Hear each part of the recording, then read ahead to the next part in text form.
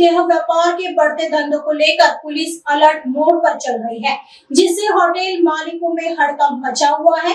ताजा मामला तहसील पुलिस थाना हद से सीए रोड स्थित होटल पैराडाइज में सामने आया, जहां सामाजिक सुरक्षा विभाग की टीम को गुप्त सूचना के आधार पर जानकारी मिली कि एक रशियन की महिला होटल में देह व्यवसाय का धंधा करने आ रही है।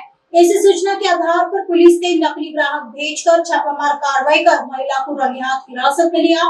खास बात यह है कि इस होटल की मालकिन भी महिला है, जिसने यह होटल किराए पर लिया है। इस मामले में एक दलाल का भी नाम सामने आया है, जो फरार है, जिसकी तलाश पुलिस कर रही है।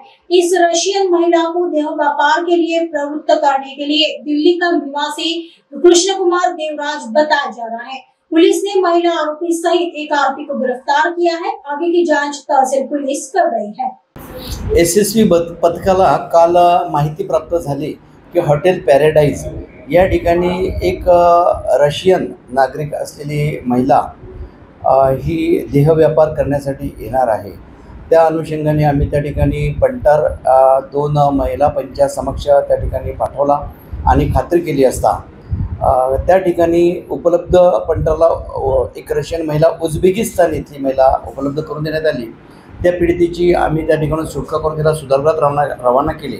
तसेच तिला देह व्यापारासाठी त्या हॉटेलमध्ये येण्यासाठी प्रवृत्त केले। तो आरोपी सध्या दिल्लीचा आहे कृष्ण कुमार देवराज। तसेच नागपूर येथील पॅराडाईज हॉटेल जे चालवण्यासाठी 7 महिन्यापूर्वी घेतलेली आहे ती महिला आरोपी, असे 2 आरोपी विरुद्ध कारवाई करण्यात आलेली आहे। आरोपी ह्या हॉटेल व्यवसायामध्येच आहे पूर्वीपासून, ती आणि तिचा पतीसुद्धा ह्या प्रकारच्या हॉटेलच्या व्यवसायामध्ये आहे आणि त्या माध्यमातून जो दिल्लीमधला आरोपी आहे त्याच्याशी त्यांचा संपर्क झालेला आहे, त्याला ते ओळखतात आणि त्याला मिळून त्यांनी या प्रकारचा देहव्यापार करण्यासाठी परकीय किंवा रशियन उझबेकिस्तान येथून येणाऱ्या महिलांना त्या ठिकाणी देहव्यापार करण्यासाठी उपलब्धता करून दिलेली आहे।